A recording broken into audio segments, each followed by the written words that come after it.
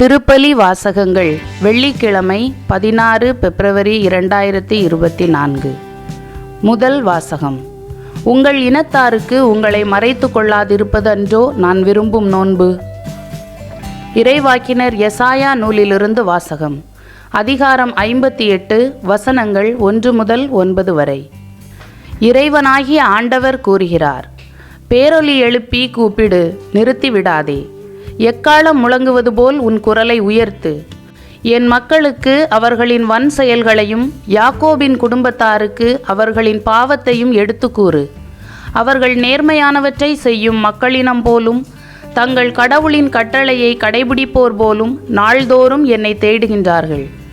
என் நெறிமுறைகள் பற்றிய அறிவை நாடுகின்றார்கள். நேர்மையான நீதி தீர்ப்புகளை என்னிடம் வேண்டுகின்றார்கள். கடவுளை அணுகி வர விளைகின்றார்கள். நாங்கள் உண்ணா நோன்பிருந்த பொழுது நீர் எங்களை நோக்காதது ஏன்? நாங்கள் எங்களை தாழ்த்தி கொண்டபோது நீர் எங்களை கவனியாதது ஏன் என்கின்றார்கள். நீங்கள் நோன்பிருக்கும் நாளில் உங்கள் ஆதாயத்தையே நாடுகின்றீர்கள். உங்கள் வேலையாட்கள் அனைவரையும் ஒடுக்குகின்றீர்கள். இதோ, வழக்காடவும் வீண் சண்டையிடவும் கொடும் கையால் தாக்கவுமே நீங்கள் நோன்பிருக்கிறீர்கள். இன்று போல் நீங்கள் உண்ணா நோன்பிருந்தால் உங்கள் குரல் உன்னதத்தில் கேட்கப்படாது. ஒருவன் தன்னை ஒடுக்கிக் கொள்ளும் நாளையா நான் உண்ணா நோன்பின் நாளாக தெரிந்து கொள்வது?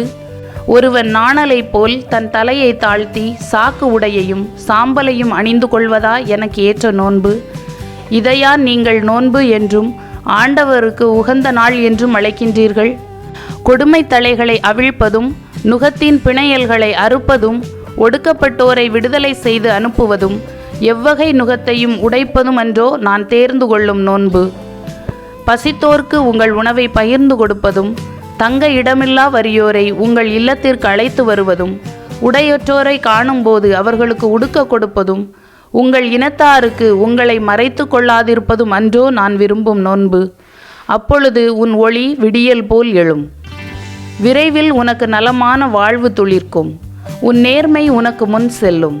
ஆண்டவரின் மாட்சி உனக்கு பின் சென்று காக்கும். அப்போது நீ ஆண்டவரை மன்றாடுவாய், அவர் உனக்கு பதிலளிப்பார். நீ கூக்குரலிடுவாய், அவர் இதோ நான் என்று மறுமொழி தருவார். இது ஆண்டவரின் அருள்வாக்கு. இறைவா உமக்கு நன்றி. பதிலுரை பாடல்.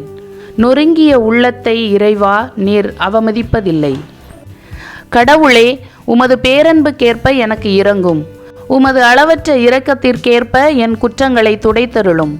என் தீவினை முற்றிலும் நீங்கும்படி என்னை கழுவியருளும். என் பாவம் அற்றுப்போகும்படி என்னை தூய்மைப்படுத்தியருளும். நொறுங்கிய உள்ளத்தை இறைவா நீர் அவமதிப்பதில்லை. ஏனெனில் என் குற்றங்களை நான் உணர்கின்றேன். என் பாவம் எப்போதும் என் மனக்கண்முன் நிற்கின்றது. உமக்கு எதிராக நான் பாவம் செய்தேன், உம் பார்வையில் தீயது செய்தேன். நொறுங்கிய உள்ளத்தை இறைவா நீர் அவமதிப்பதில்லை. ஏனெனில் பலியினால் உம்மை மகிழ்விக்க முடியாது.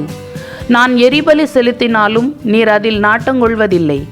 கடவுளுக்கேற்ற பலி நொறுங்கிய நெஞ்சமே. கடவுளே, நொறுங்கிய குற்றமுணர்ந்த உள்ளத்தை நீர் அவமதிப்பதில்லை.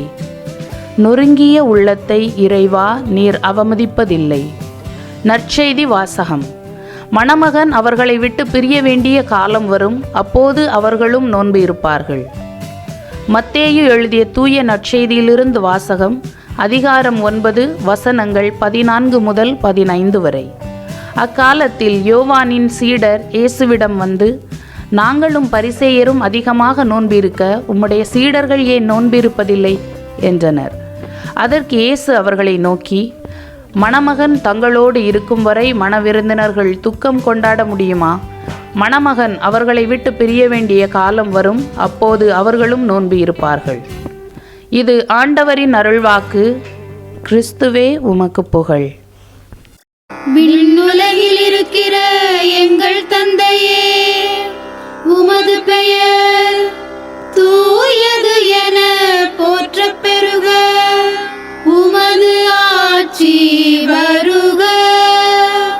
உமது திருவுளம் விண்ணுலகில் நிறைவேறுவது போல மண்ணுலகிலும் நிறைவேறுக. எங்கள் அன்றாட உணவை இன்று எங்களுக்கு தாரும். எங்களுக்கு எதிராக குற்றம் செய்வோரை நாங்கள் மன்னிப்பது போல எங்கள் குற்றங்களை மன்னியும். எங்களை சோதனைக்கு உட்படுத்தாதேயும், தீமையிலிருந்து எங்களை விடுவித்தருளும்.